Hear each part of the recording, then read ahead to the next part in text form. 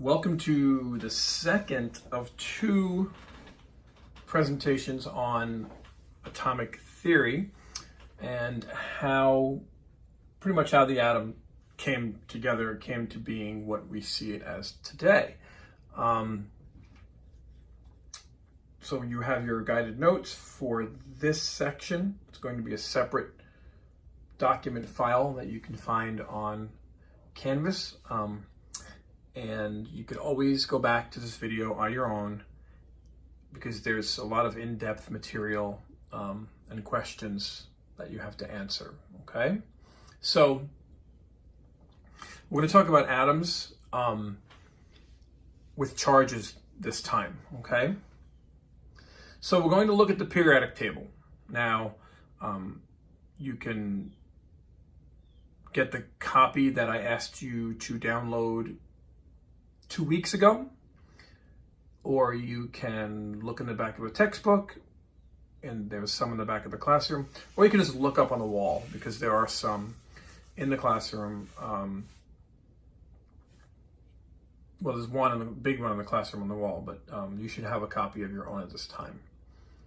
So here it is, periodic table. We're going to be going into some depth with this. So all the atoms you see are neutral on the periodic table.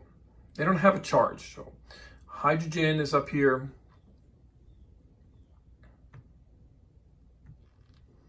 Hydrogen, lithium, or helium, and then lithium, beryllium, boron, carbon, nitrogen, oxygen, fluorine, neon, and so on and so forth, all the way down the rows, okay, are all neutral. But, there's always a but, right? What if we changed the number and kind of subatomic particles? Well, we know we can't change the number of protons from the last set of notes, because if we change the number of protons, we change the identity of the atom. So if hydrogen has one proton, if I added a proton, it would be helium. So we can't do that.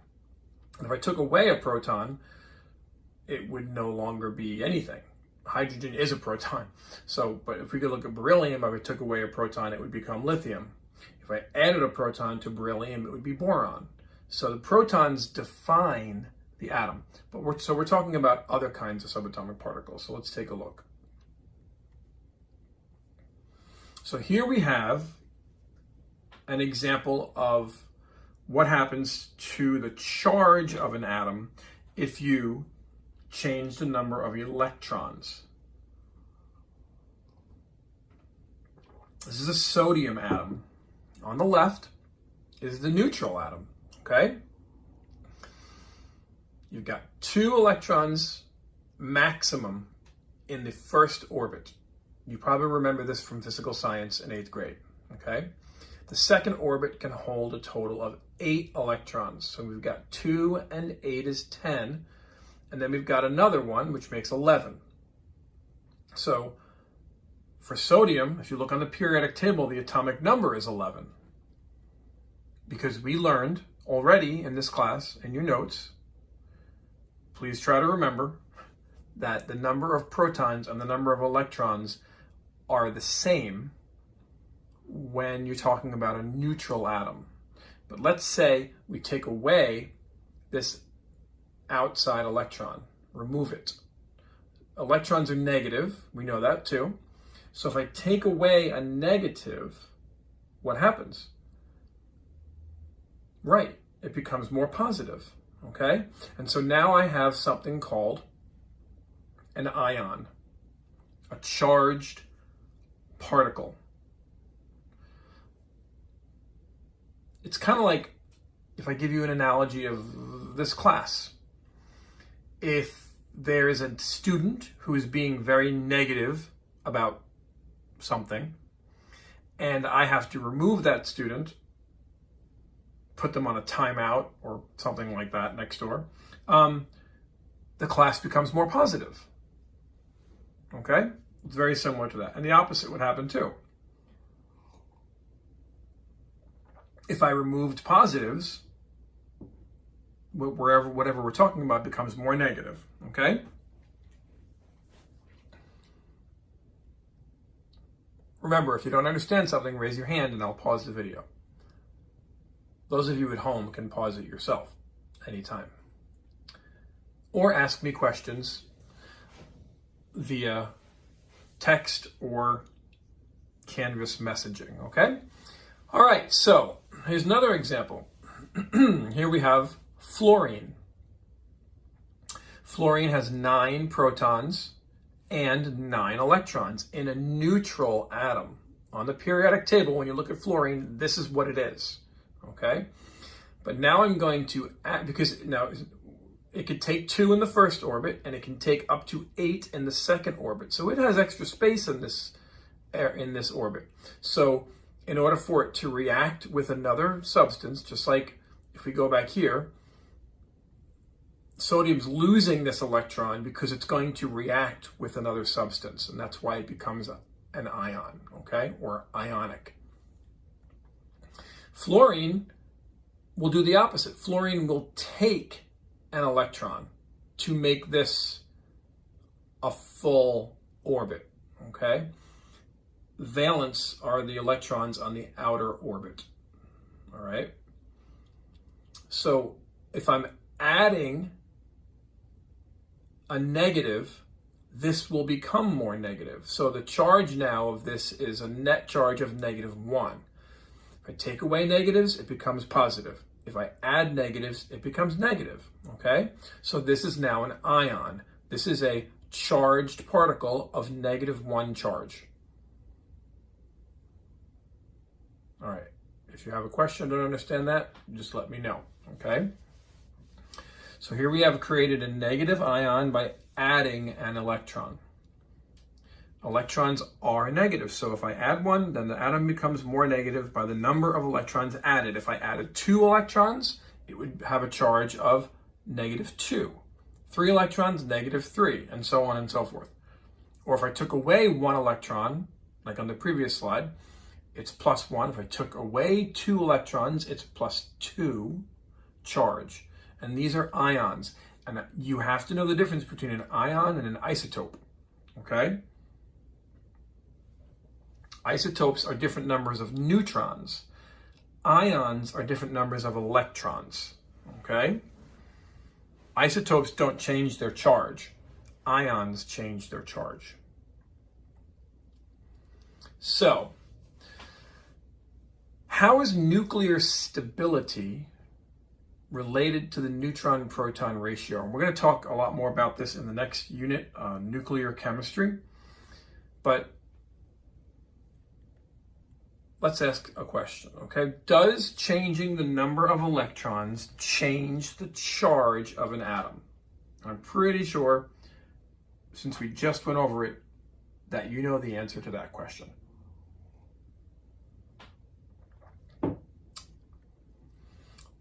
Does changing the number of protons change the charge of an atom?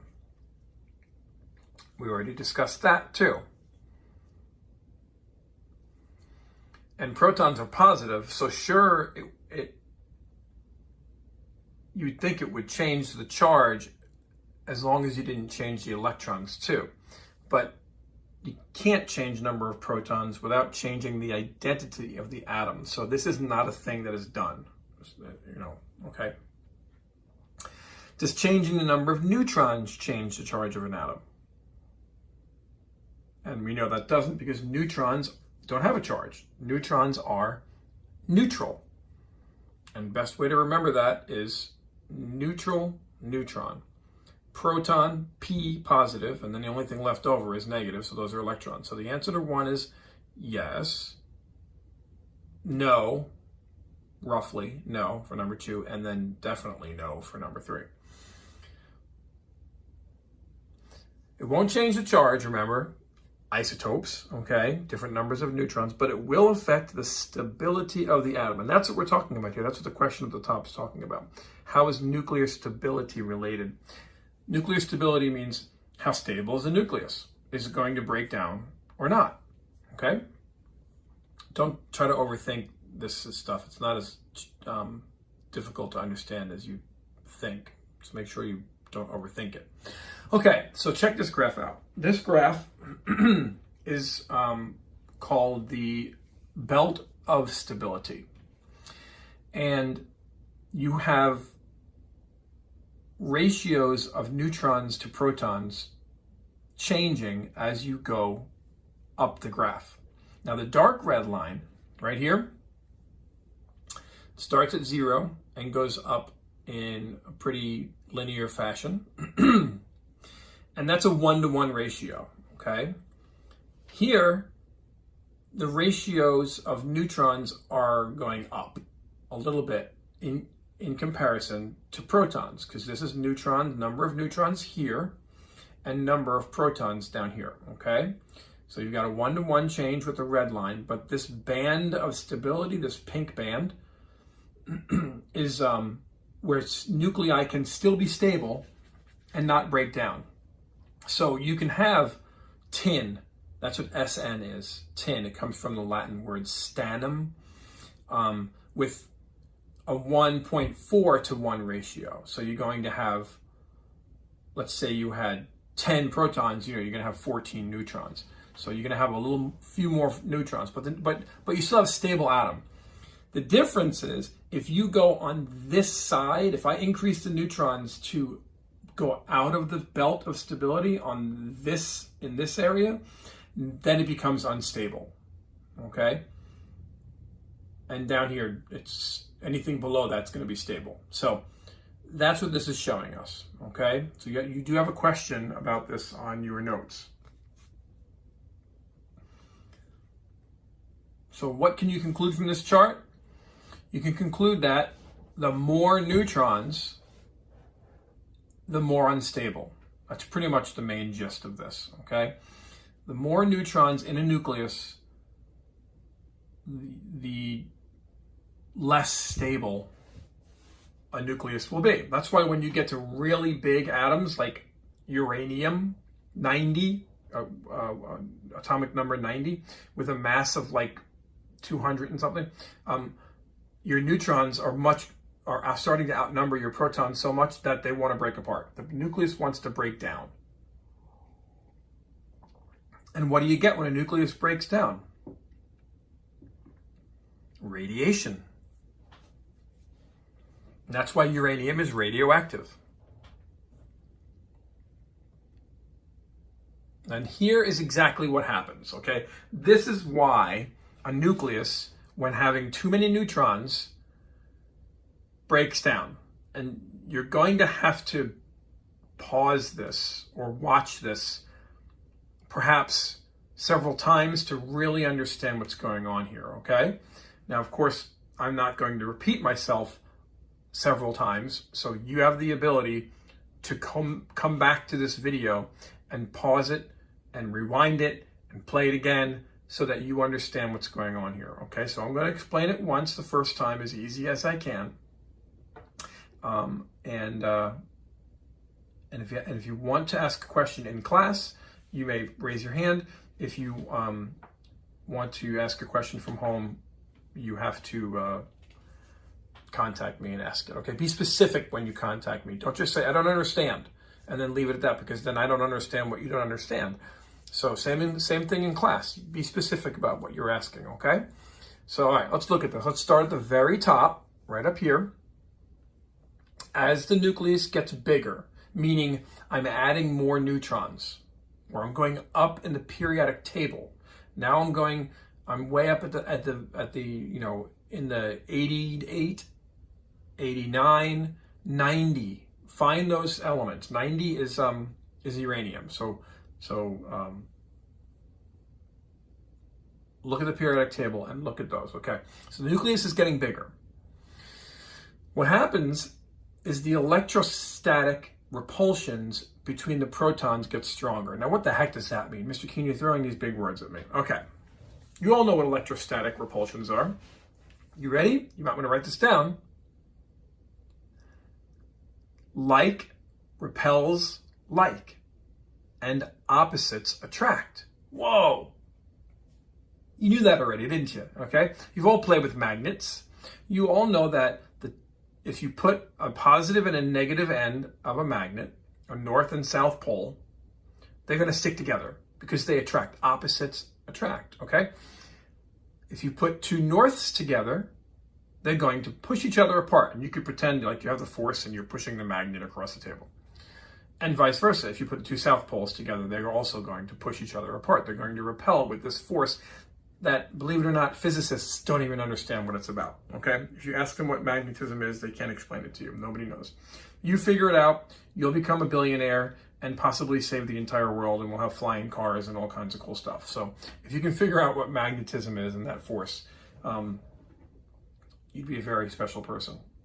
Even more special than you are now. So I'm adding more neutrons, right? You have to imagine this as being like a container of, say, ping pong balls, okay?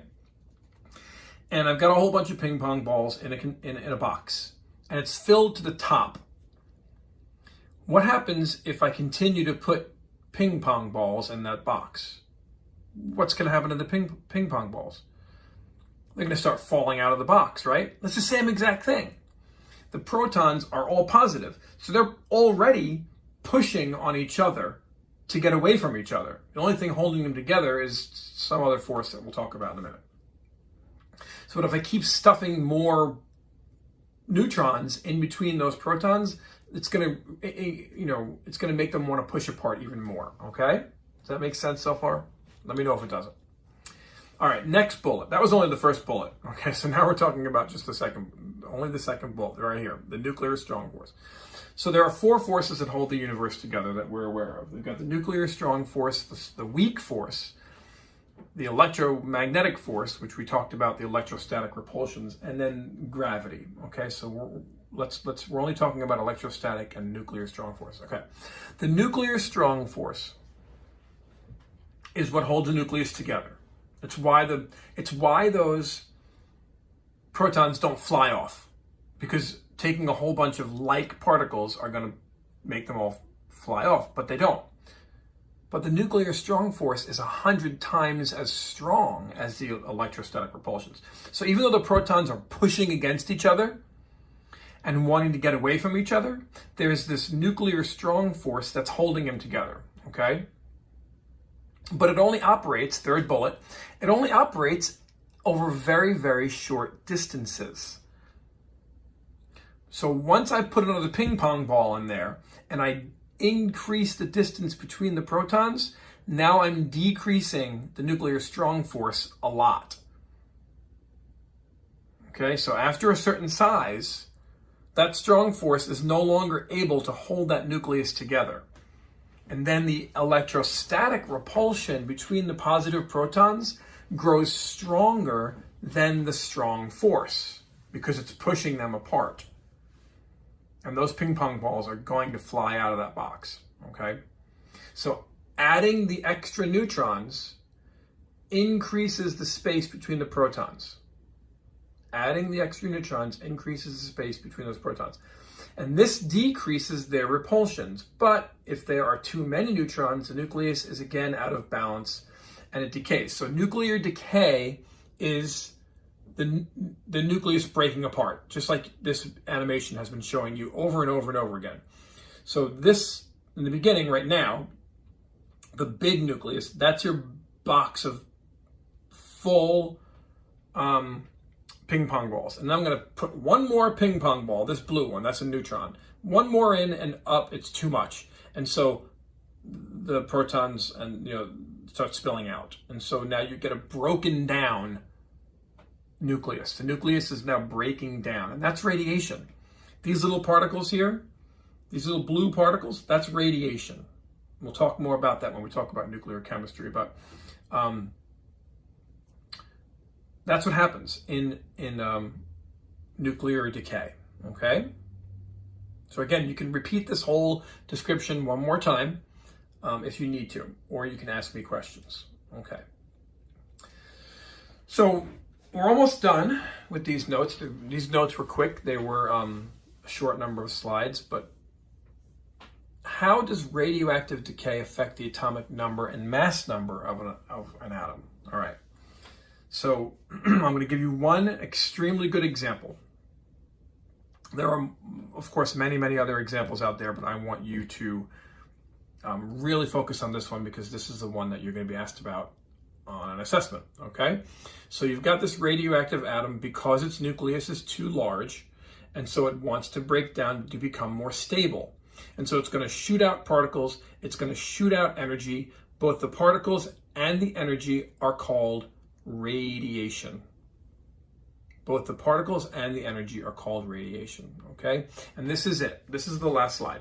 This is my prime example that I want to share with you and explain to you what's going on. So you're going to watch this animation over and over and over again until you understand it. You should draw it, you should label it, and you should write down any descriptors that you need to help you understand what's going on here, okay? So we start right now with that picture right there. And then something happens. One thing flies off and then it becomes something else, okay? So this is the one thing flying off at first, right? Let's go back, let's wait for it to restart. So here we go. This flies off, it's called an alpha particle, leaving this. These are called daughter cells. These two things that end up being over here, daughter cells. Very similar to biology that you learned when a cell splits into two and then you have the two daughter cells. Well, this is similar. Although they're not daughter cells, they're daughter particles, okay? Because these aren't alive. We're talking much smaller than a cell, okay? Cells are made up of, thousands upon thousands of these. So, but not radium or radon, because those are radioactive. So here we have radium, okay? Radium is an element that occurs naturally in the Earth, and you can see that its mass starts as 226. So if you add the number of protons and neutrons, you get a total of 226. This number, 88, right here, is the number of protons. So if you look on the periodic table and you see 88, atomic number 88, that is radium. Okay.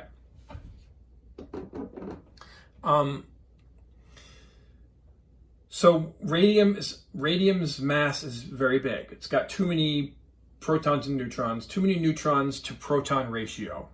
So it's unstable. So part of it shoots off. And this alpha particle is also called a helium atom.